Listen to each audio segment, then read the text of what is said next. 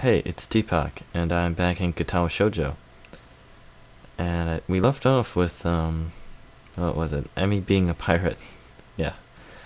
So now we're back in class after lunch. I'm greeted by the twin specters of Shizune and Misha looking like they mean business. Well, Shizune looks like she means business anyway. Misha just looks like she's about to start laughing at any minute. Up on the roof again, Hee-chan? You know that's dangerous, don't you? That's right. The school cannot be held responsible for any injury that comes from being up there, you know. Furthermore, we could report you for breaking the rules. Misha leans in and whispers conspiratorially. But we won't, Hee-chan. You three are too cute together. She straightens up again, laughing at my sudden blush. Wahaha. You're too easy to tease, Hee-chan. Hey, come on. I'm still new here, sort of. Isn't it mean to pick on the newcomer like this? Nope. It's to help you get acclimated to your new surroundings. That's not nice. Ah, I see. Sorry about that. Cord was stuck. Well, do you have to be so overzealous about it? Yep. Well. Okay. Looks like you can't get through to Misha. That aside, Hee-chan, we were looking for you this morning, but you weren't in your room. Oh, of course I wasn't. I was out for my morning exercise, or here in class, bright and early. Unlike you. Shizune looks peeved, and a beat later so does Misha, or she tries to at any rate. But that was because of student council business. You should be grateful that we worked so hard for you. Oh, I am. So, what did you need me for? Not another attempt to rope me in to do their dirty work, I hope. We had to give you something, but since you weren't around, we dropped it off in your room. Something like what? Oh, you'll find out when you get back, Hee-chan. Wahaha. Matao entering the room ends our conversation, and we all head to our seats. It's only after I've settled down at my desk that the teacher started talking about something or other that something odd strikes me. What did Rin mean, you two seem to? Was Emmy staring at something too?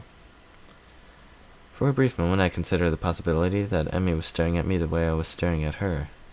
Of course, that's ridiculous. Still, I can't deny that I wouldn't mind if it were true. But it's best not to think of that. No need to get my hopes up. Come to think of it, when did I start having hopes like that anyway? I shake my head in an attempt to clear it and focus on the lesson. After class, I make my way to my room. Matao really piled up on the homework today. Before I can open my door, however, I am suddenly intercepted by Kenji, who has just exploded out of his own room in a flurry of papers.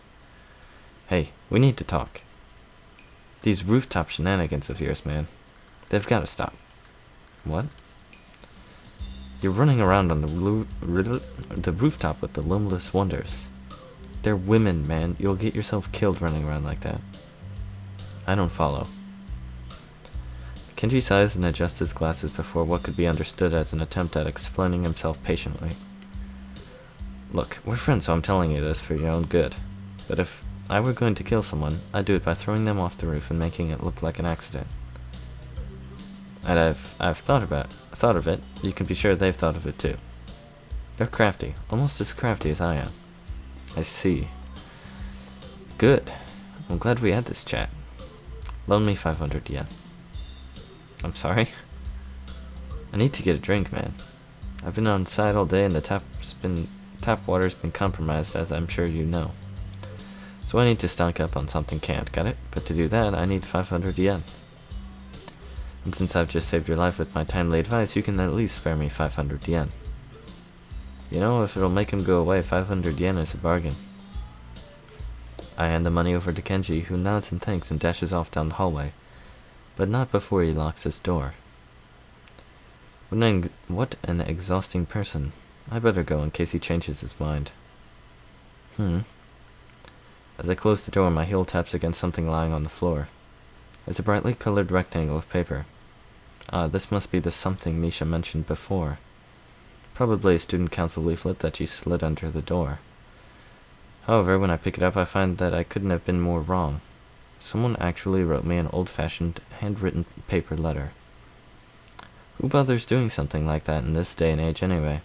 Yet, as unlikely as the prospect of receiving one sounds, this is definitely a letter I have in my hands. I was planning on finishing my homework, getting some dinner, and going to bed in order to be ready for tomorrow's morning run. However, the letter has naturally caught my interest. I sit at my desk to examine it properly. It's the first piece of mail I've received here at Yamaku, so it'd feel special even if it wasn't something as rare as a handwritten letter. What causes me even more trepidation is the name of the sender, written neatly on the back of the envelope. Iwanako. I have no idea why she would write to me. I haven't been in contact with anyone from my old school since I transferred, and Iwanako is the last person I'd expect to want to write me a letter. Okay, I'm gonna skip this because it's like the 5th time. So yeah, skipping slowly. Mr. Tachibana, I saw that. No excuse. Yeah, I think I've had quite enough of this. I crumple up the sheet of paper and toss it across the room. My aim is off, so the letter rolls under my nightstand instead of going into my wastebasket. That was an apology for abandoning me, except I don't know that I really needed it anymore at this point. The hospital seems like a lifetime ago, and here, now, I've got other things on my mind. Emmy, for starters. Good job. Kind of. It's kind of rude that you're not replying. I think you should reply. But good job on not sweating it. It wasn't great to be abandoned during my stay, but it's not something I'm worried about anymore. In fact, I hadn't even thought about the hospital in what feels like forever until this letter came in. It's almost annoying to have received it. I've got exams to study for myself. I have no time for the past. Now, about that homework. Okay. Didn't he do the same kind of thing in, was it Lily's? I think it was. So, what's the plan for today anyway? I'm waiting patiently in the hallway of the girls' dormitory just outside of Emmy and Ren's rooms. Emmy is apparently helping Ren with getting dressed. I suppose that makes perfect sense, as I've no idea how Ren would get dressed otherwise. Picnic. Picnic? That's what I said? Sounds pretty exciting. I know, right? Ren chooses this moment to make an observation. The sky seems threatening today. Actually, I noticed that too on my way over. Despite the sunshine of the early morning, the afternoon seems to have taken a turn for the gloomy. There's heaviness to the air as well that usually heralds a rainstorm. I wonder if I should have brought my umbrella. She has got a point. Emmy, you sure that you want to risk getting caught in the rain? I don't even know why I bothered asking.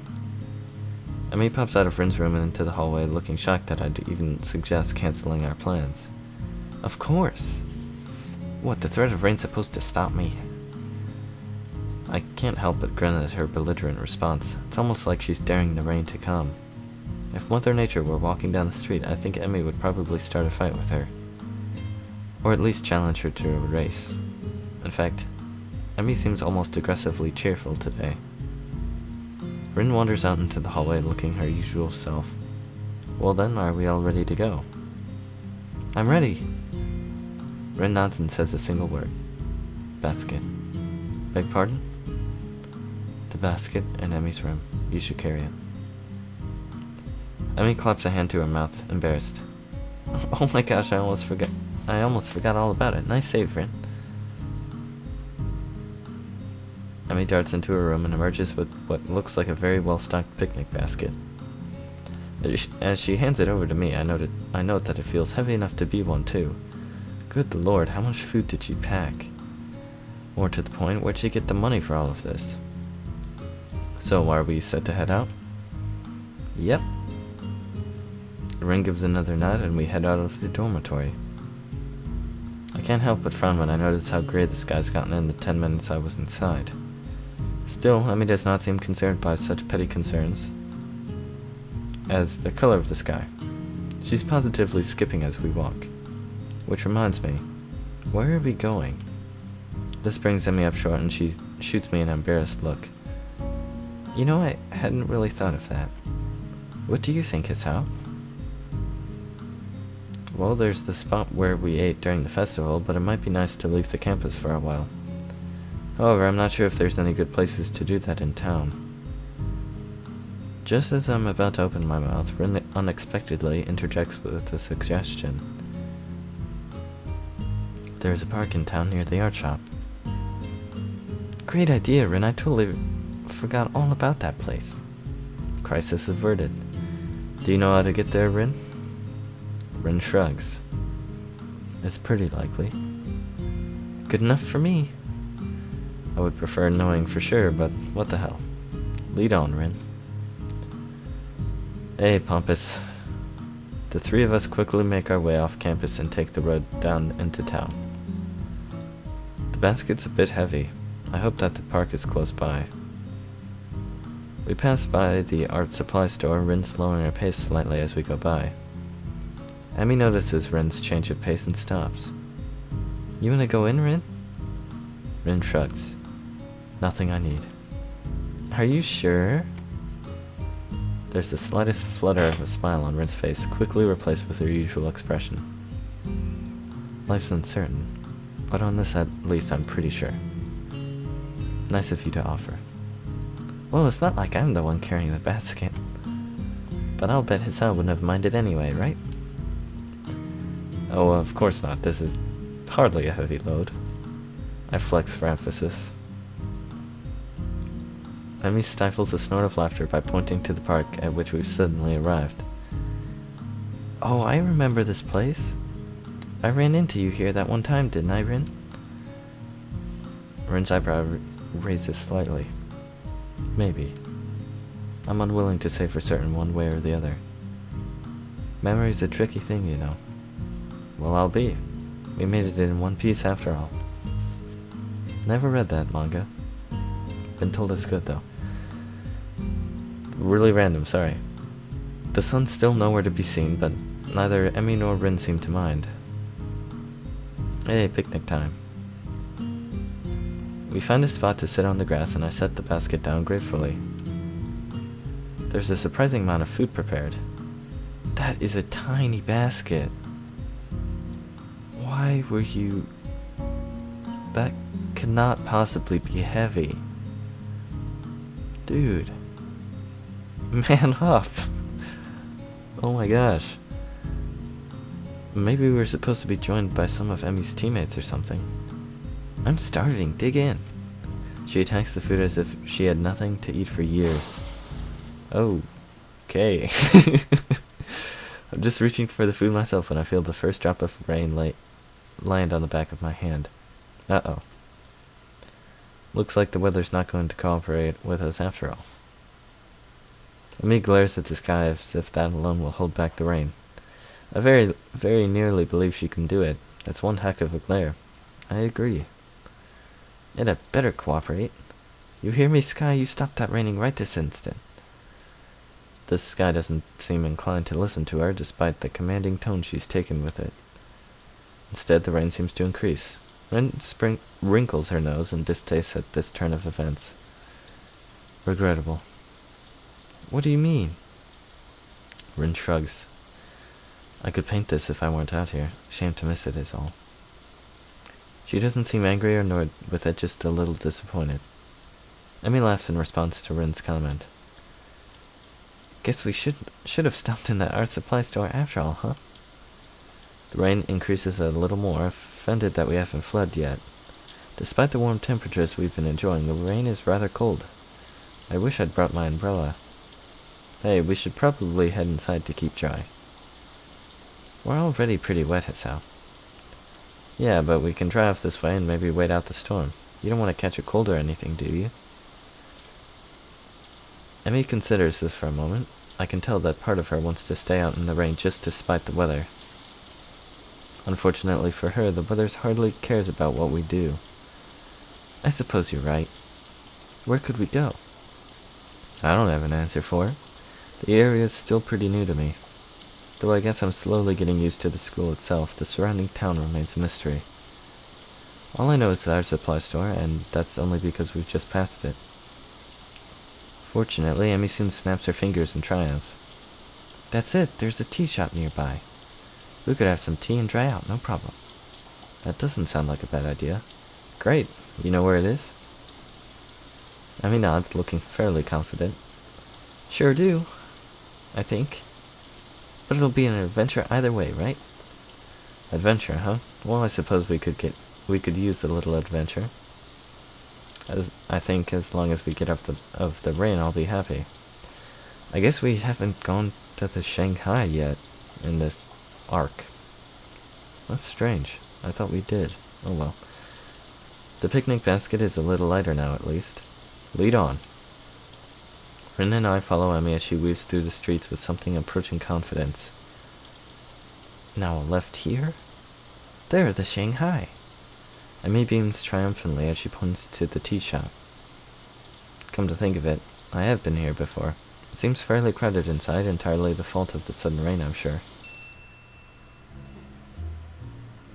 Welcome, can I? Oh, it's you. Yuko seems to know Emmy. Emmy grins brightly, pleased to be remembered. Hey, Yuko, got some room to seat us? Yuko nods and leads us to a corner booth, providing us with some small towels before taking our order. What will you have? Cake, and some tea too, I guess. What kind of cake? Surprise me. Yuko looks uncomfortable at the thoughts of surprising anyone, but she gives a nod and returns to Rin. And for you? I'll take a straw. Oh, that's Rin. I'll take a straw. My feet are all wet. Sorry? The drinking kind of straw. One, please. Yuko is obviously uncertain of what to think about this. She fiddles with her pen and stationery for a moment, looking like she's about to cry, before turning in my direction. And you, sir? Just tea, I think.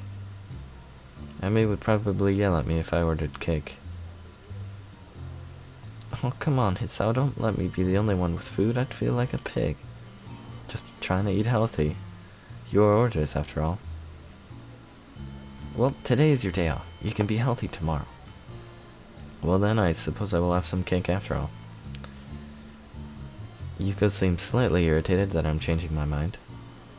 What kind? I glance at Emmy and grin. Surprise me.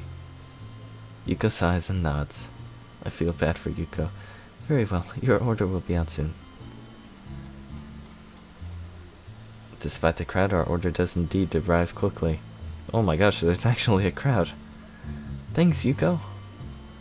Yuko nods in appreciation. This is a different guy than usual, isn't it? What?